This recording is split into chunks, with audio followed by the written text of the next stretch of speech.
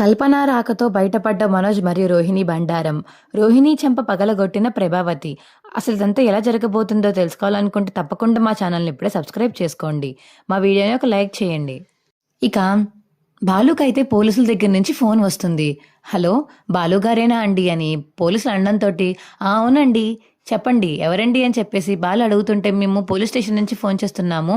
మీరు ఒకసారి సాక్షాంతకం పెట్టారు కదా, గుర్తుందా? ఒకసారి మీరు పోలీస్ స్టేషన్కి రావాలండి దాని గురించి అని పోలీసులు అంటుంటే, ఇప్పుడు దేనికండి, ఒకసారి వస్తే ఒక పని పూర్తయిపోతుంది, వచ్చేయండి అని ఇక పోలీస్ చెప్పడంతో సరే వస్తున్నాను అని ఇక బాలు అయితే పోలీస్ స్టేషన్కి బయలుదేరతాడు. ఇక పోలీస్ స్టేషన్కి వెళ్ళి అక్కడైతే పోలీసులు చెప్పేదంతా వింటాడు. ఏంటి సార్, ఎందుకు నన్ను పిలిచారు?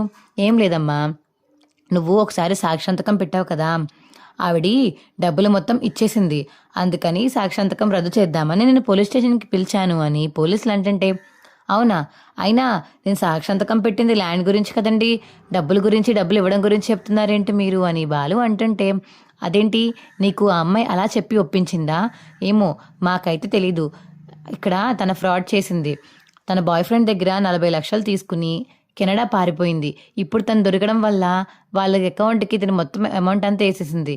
కాకపోతే ఇంకా 2-3 లక్షలు వెయ్యాలి కాబట్టి సాక్షాంతకం కోసం అని చెప్పేసి నీ చేతి సాక్షాంతకం పెట్టించుకున్నారు అంతే అని చెప్పి పోలీస్ అంటుంటే, అవునా, నాకేమో ల్యాండ్ ఏదో ఇష్యూ ఉంది, ల్యాండ్ వల్ల సంతకం పెట్టాలి, అమ్మడానికి అవ్వట్లేదు, నేను కెనడాలో ఉంటాను కదా, నాకు ఇక్కడ తెలిసిన వాళ్ళు ఎవరు లేరు అని చెప్పింది సార్ అని చెప్పి బాలు అంటుంటే, ఏమోనమ్మా, మీకు ఎలా చెప్పిందో నాకు తెలియదు, కానీ ఇక్కడ మాత్రం అదే ఉంది, కావాలంటే ఇంకో ఎఫ్ఐఆర్ చూసుకో అని పోలీస్ ఇవ్వడంతో ఇక ఆ ఎఫ్ఐఆర్ మొత్తం చదువుతాడు.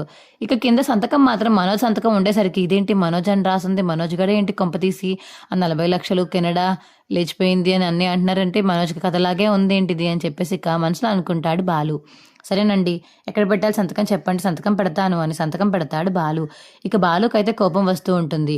అప్పుడే ఇక కల్పన కూడా కెనడా నుంచి వస్తుంది పోలీస్ స్టేషన్కి. హాయ్ బాలు, బాగున్నావా, చూసి చాలా రోజులైంది, ఎలా ఉన్నావు అని కల్పన అంటుంటే కోపంతో అలా నించుని ఉంటాడు బాలు. ఏమైంది బాలు, ఏమైంది సార్, తినక అలా ఉన్నాడు అని కల్పన అంటుంటే, నువ్వు చేసిన మోసాన్ని ఇప్పుడే బయట పెట్టాడు తను, అందుకని అలా ఉన్నాళ్లే, మేము నిజం చెప్పేశాము అని పోలీసులు అంటుంటే, నేనేం మోసం చేశాను అని కల్పన అంటుంది. ల్యాండ్ అమ్మడం కవ్వట్లేదని చెప్పి సంతకం పెట్టించుకుని 40 లక్షలు షూరిటీ నా చేత పెట్టించుకుంటారా?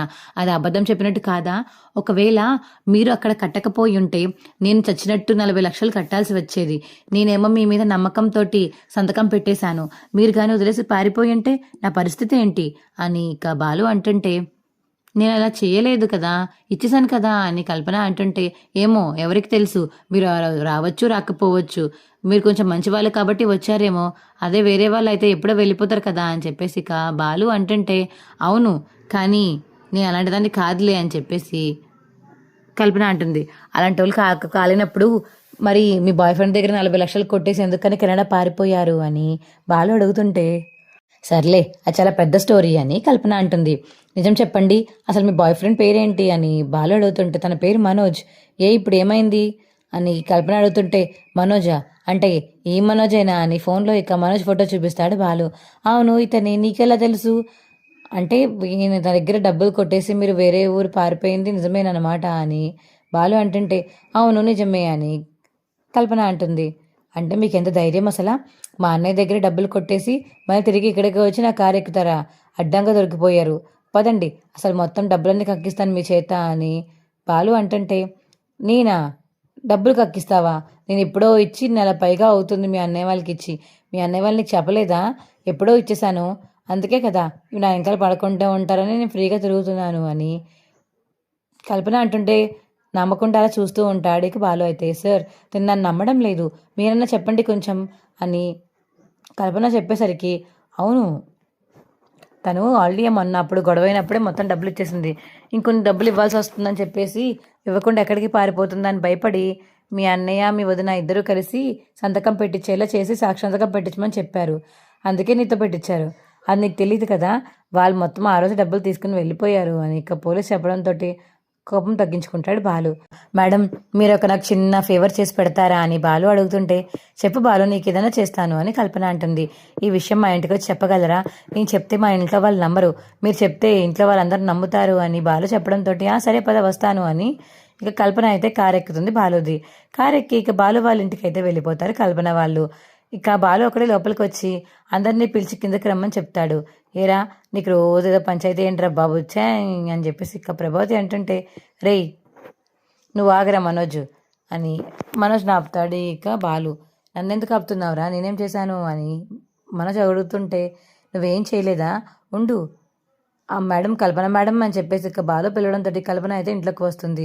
అయ్యి బాబోయ్ తినొచ్చిందేంటి, అయిపోయింది, మా నాన్న గుట్టు నా గుట్టు మొత్తం బయటపడిపోతుంది, అయిపోయింది అని చెప్పేసి ఇక మనసులో అనుకుంటూ ఉంటుంది.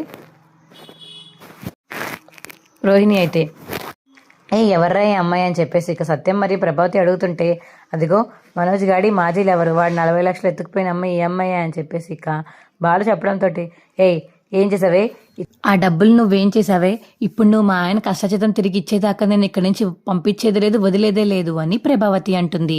ఆవిడెక్కడిస్తుందమ్మా, ఆల్రెడీ ఎప్పుడో ఇచ్చేసింది, ఇచ్చిన డబ్బులు ఎన్నిసార్లు ఇస్తారమ్మా అని బాలు అంటుంటే, ఇచ్చేసిందా, ఎవరికి ఇచ్చిందిరా, నీకు ఇచ్చిందా నాకు ఇచ్చిందా, ఎవరికి ఇచ్చిందిరా అని ప్రభావతి అడుగుతుంది. ఇవ్వాల్సిన వాళ్ళకే ఇచ్చింది, కాకపోతే తీసుకున్న వాళ్ళు మాత్రం తిరిగి ఇవ్వలేకపోయారు అని బాలు అంటుంటే, అర్థం కాలేదు, అర్థమయ్యేలా మాట్లాడరా అని ప్రభావతి అంటుంది. ఆల్రెడీ కల్పన మేడం ఇచ్చేశారు అని ఇంకా బాలు చెప్పడంతో, అవును ఇచ్చాను, నేను మనోజ్కి ఆల్రెడీ ఇచ్చేశాను, మనోజ్ రోహిణి ఇద్దరు నన్ను పట్టుకుని పోలీస్ స్టేషన్కి తీసుకువెళ్లారు, ఆ రోజే నేను మొత్తం డబ్బులన్నీ వాళ్ళకి ఫోన్పే చేసేసాను, వాళ్ళ బ్యాంక్ అకౌంట్లో ట్రాన్స్ఫర్ చేసేసాను, అయిపోయింది అని ఇక కల్పన చెప్పడంతో, ఎవరిచ్చారు నాకేం ఇవ్వలేదు నువ్వు అని మనోజ్ అంటాడు. నేను ఇవ్వలేదు నీకు, కావాలంటే నా దగ్గర బ్యాంక్ టు బ్యాంక్ ట్రాన్స్ఫర్ చేసిన స్క్రిప్ట్ కూడా ఉంది, నువ్వు దాచుకున్నావు కదా 8 సంవత్సరాల క్రితం నేను పంపించింది, నేను కూడా నీకు పంపించింది దాచుకున్నాను, నీకులాగే నేను కూడా బ్రెయిన్ డెవలప్ చేసుకుంటున్నాను అని కల్పన చెప్పడంతో, ఏంట్రాదని చెప్పేది అంటే, మలేషియా నుంచి మీ నాన్న పంపలేదా ఆ డబ్బులు, కల్పన డబ్బులు తీసుకుని ఏదో పెద్ద షోరూమ్ పెట్టించేసి తన డబ్బులతోనే పెట్టించేసినట్టు ఫీల్ అయిపోయావు నువ్వు, అసలు ఏం చేస్తావు నువ్వు, అసలు నాకు అర్థం కావట్లేదు, ఇంత మోసమా, అసలు నువ్వు మలేషియా నుంచి వచ్చిన దానివేనా అని చెప్పి ఇక రోహిణి చెంప పగలగొడుతుంది ప్రభావతి. అత్తయ్య అని రోహిణి అంటుంటే, కోపం వచ్చిందా, నాకు కూడా అంతే కోపం వచ్చింది, నువ్వు ఇంకొకసారి ఇలాంటి అబద్ధాలు కానీ ఆడావంటే మర్యాదగా ఉండదు నీకు అని ప్రభావతి చెప్తూ ఉంటుంది.